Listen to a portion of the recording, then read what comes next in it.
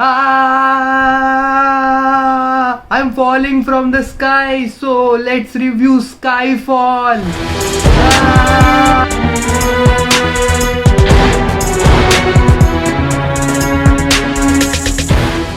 Since No Time to Die is out in theaters, I thought I'll review every single one of Daniel Craig's James Bond films. I've already reviewed Casino Royale and Quantum of Solace. Click this playlist right here so that you can watch them. Please do check them out. And now let's get started and talk about...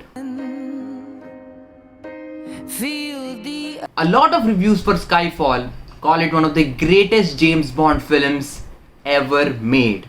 Now, I don't particularly agree with that. I do have problems with Skyfall, but let's first talk about the things that do work.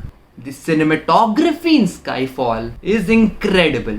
This film has one of the best cinematography in the entire James Bond franchise. That I completely agree with.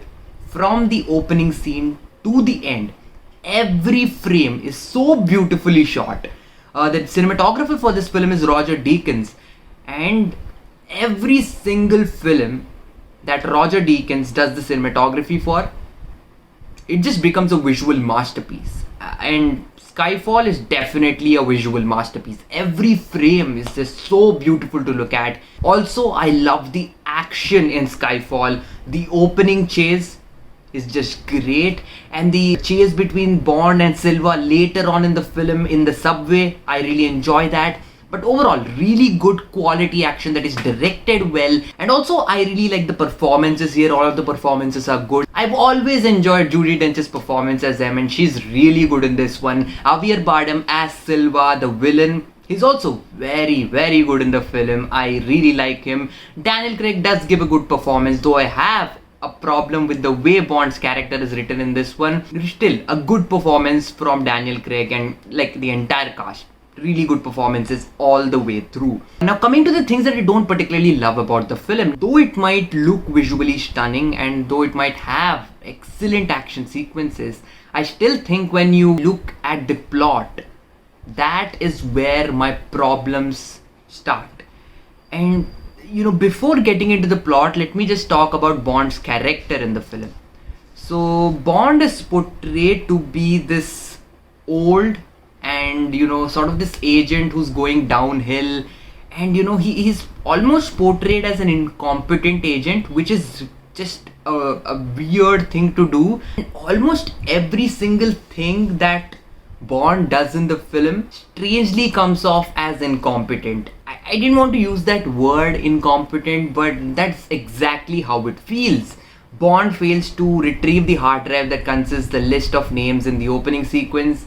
Later, he goes to Macau and there's a fight scene, and he almost does nothing in that fight, like almost nothing.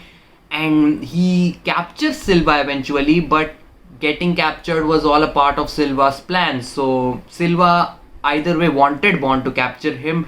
Again, Bond is not able to stop Silva from attacking M. I would have appreciated this arc if they would have gradually shown him to being better and better as as the movie went through, but they never do that. It's like this really long parts of Bond being incompetent, and suddenly towards the third act, towards the end of the film, he suddenly becomes this badass agent. All of a sudden, there's no smooth transition. There's not particularly a character arc for Bond throughout the film. That really bothers me all the time. I don't know, I just feel disconnected from this version of Bond. And that's really, really strange to me, because I always have loved the James Bond character, and when it comes to Skyfall, I strangely find myself being disconnected with the character. Not that I don't like him in this movie, he's definitely likable. There are some good moments that Bond has throughout the film, but I just find the way his character is written for this film, especially towards the end, exploring his backstory, going back into the orphanage, I just find that unnecessary, because one, it really didn't add much to the film, in the sense that they go back to the orphanage, Skyfall, and practically you get nothing out there. Like, it's just for the sake of having something from Bond's past. That it just felt really weird to me. The entire third act, in fact, that entire thing that takes place in the house really feels out of place for me every time I watch it. And also it really does become slightly more melodramatic and emotional, almost like a family drama towards the end. I just find that really out of place. I just wish they could have really stuck the landing with this one. Also, Silva's plan in this movie, I have absolutely no idea what his plan was. Like, seriously. Okay, Silva wanted to kill M. If that's his plan, why did he have to go through all of the things that he does? Let me just break down Silva's plan. So he wanted Bond to find that poker chip, and then he follows the poker chip to Macau, and Bond meets the exact girl that Silva wanted him to meet, and she leads him to Silva, and Silva gets caught, which is also a part of his plan, and then he gets caught only to hack into MI6's servers. Then he escapes and goes to the meeting to kill M, and he sets up and rigs an explosion in the subway at the exact moment where Bond would have caught him, which makes no sense, because how would he even have known that the chase would play out the exact way that it did?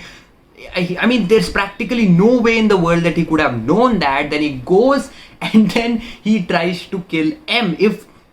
Why would you go through such a convoluted and such a complicated plan to kill M? I never understood that. I still don't. I always find that to be this huge plot hole.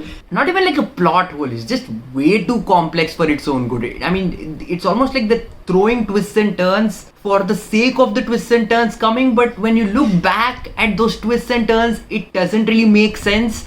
And so I just find it really complicated, and it does bother me quite a bit.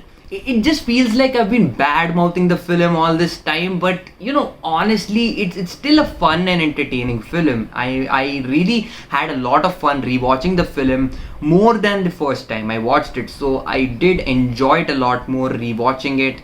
And there were a few moments that I genuinely liked. The action, as I said, is very good.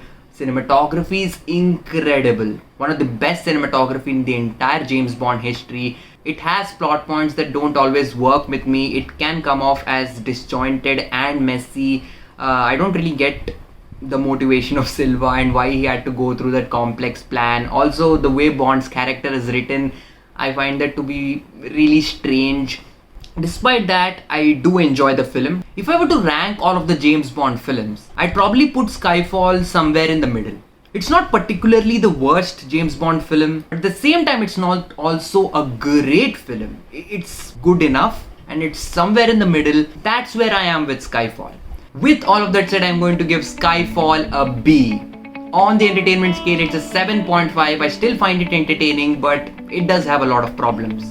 So those are my thoughts on Skyfall, and I'm sure that you guys have different opinions about this film. So comment down below what you guys think about Skyfall down in the comments. Do you agree with me? Do you disagree with me? Put all of that down in the comments, and stay tuned for my review of Spectre, which is going to come out very soon. And thank you very much for watching. If you like this video, do give it a like. Also consider subscribing to the channel so that you can stay up to date with all of the content on this channel. Thank you very much once again for watching, and I'll see you again.